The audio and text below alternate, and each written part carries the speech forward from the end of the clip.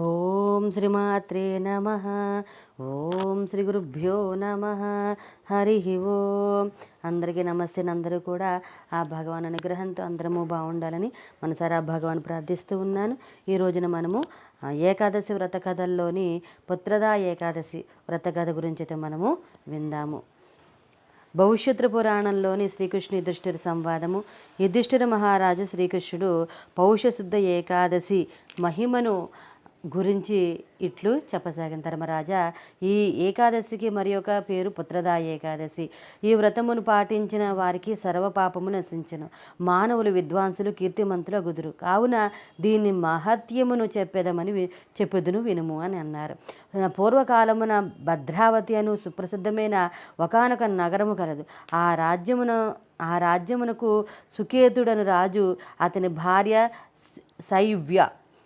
శైవ్య బహు సంవత్సరముల నుండి రాజదంపతులకు సంతానము కలగలేదు.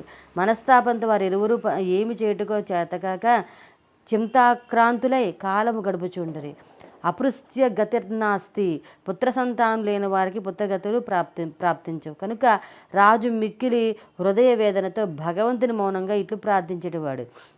ఓ భగవంతుడా, నేను పూర్వజన్మమును ఎటువంటి సుకర్మలు దానధర్మములు చేసి వాడును కాదు. అందువలన నాకు విద్య ధన పుత్రాదులు ఎట్లు లభించును. దైవభక్తి లేని నా జీవితము వ్యర్థము. ఇట్టి నా బ్రతికెందులకు అని భావించి దుఃఖాక్రాంతుడే గుర్రమును అధిరోహించి ఒకనొక అరణ్యమునకు చేరెను. మిక్కిలి ప్రయాణ శ్రమంతో ఒక చెట్టు క్రింద విశ్రాంతిగా సేద తీర్చుకుంటున్న సమయమున ఒక పెద్ద పులి, సింగము, నక్క, త్రోడేలు, పంది, బల్లోకు మొదలైన పశుపశ్యాదుల రవములు వినబడినవి. అస్థిర చిత్తంతో అచ్చటి నుండి మరలా రాజు ఒక సరోవర తీరమున కూర్చుండి ఉండగా హఠాత్తుగా కొందరు సాధువులు మునీశ్వరులు వాని కంటబడిరి.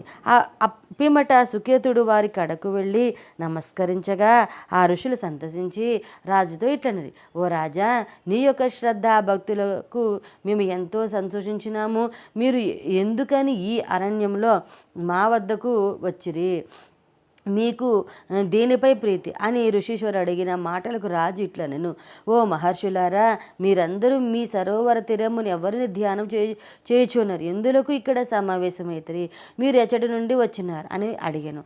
అప్పుడు ఆ మునీంద్రులు, ఈరోజు చాలా పవిత్రమైనది, పుత్రదా ఏకాదశి ఉపవాసము ఉండి మేము ఈ సరోవరంలో స్నానమాచరించి కృత సంకల్పంతో భగవద్ధ్యానం చేయొచ్చు ఏకాదశి వ్రతం పాటించుచు ఉన్నాము. ఇచ్చట పరిశుద్ధములై పుత్రదా ఏకాదశి వ్రతమాచరించిన తప్పక అపృతుకునికి పుత్ర సంతానం కలుగును అని తెలుపగా రాజు మిక్కిలి ఆనందంతో ఈ ఏకాదశి వ్రతము చేశాను.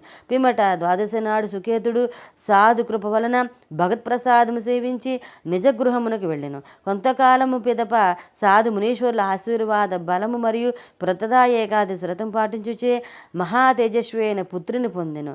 ఊర్ధ్వలోకమున పితృపురుషులు కూడా చాలా సంతోషంతో నృత్యము చేసిరి. ఈ విధంగా యుధిష్ఠిరునితో శ్రీకృష్ణుడు ఈ వ్రత మహత్యమును చెప్పాను. అపృత్రుకులకు పుత్ర సంతానము అంత్యకాలం భగవత్ సన్నిధానము చేరుటకును అవకాశము కలదు. కావున మానవులు తప్పక ఈ పుత్రదా ఏకాదశి వ్రతమును ఆచరించవలయను. ఈ విధంగా మనం పుత్రదా ఏకాదశి వ్రత కథ గురించి అయితే విని ఉన్నాం కదా. తర్వాత మనము ఇంకొక ఏకాదశి వ్రత కథ గురించి అయితే మనం విందాము. అంతవరకు స్వస్తి. ఆ భగవాన్ అనుగ్రహం మనందరిపైన ఉండాలని కోరుకుంటూ ఉన్నాను. సర్వేజన సుఖినో సమస్త మంగళాని భవంతు.